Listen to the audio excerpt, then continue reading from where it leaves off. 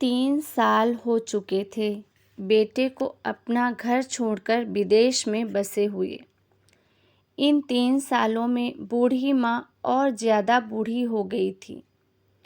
75 वर्ष की उम्र में सुलोचना देवी की याददाश्त काफ़ी कमज़ोर होती जा रही थी। उन्हें रोज़मर्रा की चीज़ें याद ना रहती, लेकिन जो उन्हें हमेशा याद रहता वह था उनका बेटा। दिन हो या रात, एक पल भी ऐसा ना होता जब उन्हें अपने बेटे की याद ना आती। दूसरी तरफ बेटा था जो साल भर में एक आध बार ही अपने माँ को फ़ोन कर लिया करता और 1-2 मिनट से ज़्यादा बातें भी ना किया करता। फिर भी यह बूढ़ी माँ टकटकी लगाए अपने बेटे का इंतज़ार करती रहती। एक दिन बेटे का विदेश से फ़ोन आया। हेलो हेलो, सुन रही हो ना माँ? अनिल बोल रहा हूँ, तुम्हारा बेटा। कैसी हो माँ? मैं ठीक हूँ बेटा। तुम बहू और मेरा पोता कैसा है? माँ ने पूछा। सब अच्छे हैं माँ। मैं अगले हफ्ते गांव आ रहा हूँ तुम्हें लेने। अब हम सब साथ में ही लंदन में रहेंगे माँ। तुम्हारी बहू कह रही थी माँ को यहाँ पर लेकर आओ, बेचारी अकेली वहाँ परेशान होती होगी, बेटे ने कहा। माँ की बूढ़ी सूखी आंखें आंसुओं से भीग गई। उसके कमज़ोर शरीर के नस नस में खुशी की लहर दौड़ गई। बेटे और बहू का अपने प्रति प्रेम देखकर माँ का मन खुशी से भर आया। बेटे ने आगे कहा, माँ तैयार रहना। माँ, मुझे ज़्यादा दिन की छुट्टियाँ नहीं हैं। जिससे जितने पैसे लेने हैं लेकर रखना। तब तक मैं प्रॉपर्टी डीलर से बात कर लेता हूँ घर के लिए। घर के लिए? माँ ने पूछा। हाँ माँ, गांव का घर हमें बेच देना पड़ेगा। अब हम साथ में ही रहने वाले हैं, तो वहाँ पर घर रखने का कोई मतलब नहीं है माँ, बेटे ने कहा।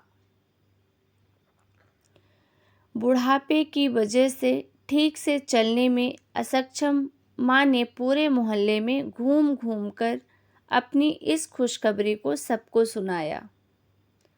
सभी को खुशी हुई। सबको लगा माँ जी के आखिरी दिन अपने परिवार के साथ खुशी से बीत जाएंगे। घर वापस आकर माँ ने अपने घर के कोने कोने को ऐसे देखा जैसे वह अपने दूसरे बेटे को देख रही हो। और देखे भी क्यों ना, उस घर को अपने बेटे से कम थोड़ी समझा था। अपने पति के साथ 40 साल यहीं तो बिताए थे, लेकिन आज मजबूर थी। बुढ़ापे के आखिरी साल बेटे और बहू के साथ बिताना चाहती थी। दिल पर पत्थर रखकर घर बेचने के लिए माँ तैयार हो गई। आनन फानन में बेटे ने घर को आधे दामों पर ही बेच दिया।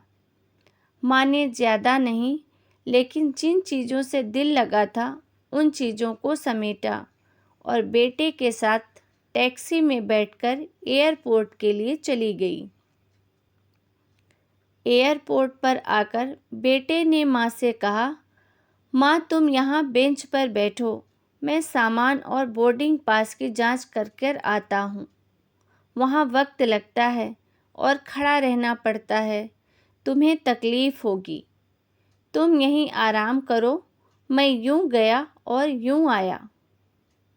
माँ बेंच पर बैठ गई और बेटा अंदर चला गया। काफ़ी समय हो गया, बेटा वापस नहीं लौटा।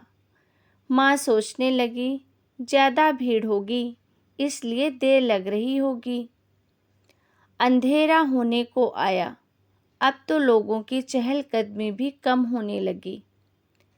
माँ को अब चिंता होने लगी। एक कर्मचारी ने आकर पूछा, किससे मिलना है माँ जी आपको? यहाँ पर क्यों बैठी हैं?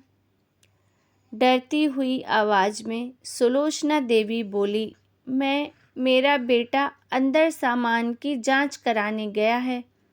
लंदन जा रहे हैं हम। क्या नाम है माँ जी आपके बेटे का?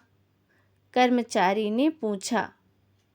अनिल, अनिल नाम है मेरे बेटे का, सुलोचना देवी ने बताया। कर्मचारी अंदर गया और थोड़ी देर बाद बाहर लौटा। उसने सुलोचना देवी से कहा, माँ जी, लंदन जाने वाली फ़्लाइट तो दोपहर में ही जा चुकी है और आपका बेटा भी उस फ्लाइट में बैठकर लंदन जा चुका है। अब आपके यहाँ बैठने का कोई मतलब नहीं है। आप भी अपने घर चले जाइए। क्या? जा चुका है और मैं घर जाऊं? घर? माँ की आंखों से आंसुओं के सैलाब उठने लगे। जैसे तैसे माँ घर पहुंची, जो अब उसका था ही नहीं, बिक चुका था। वो वहीं बरामदे में तुलसी के पास सो गई। घर के नए मालिक को उस पर दया आई तो एक कमरा किराए से उसको दे दिया। पेंशन के पैसों से खाना और किराए का बंदोबस्त हो जाता था। दिन बीतने लगे। कुछ दिनों बाद घर के नए मालिक ने सुलोचना देवी से कहा, माँ जी, आप अपने रिश्तेदारों के यहाँ पर जाकर क्यों नहीं रहती हैं? इस उम्र में आपके लिए वही अच्छा होगा। अच्छा तो होगा, लेकिन अगर मेरा बेटा वापस आया तो उसका ख्याल कौन रखेगा? मेरा बेटा बहुत भोला है, उसे अपना ख्याल रखना बिल्कुल नहीं आता। मैं कहीं नहीं जाऊंगी।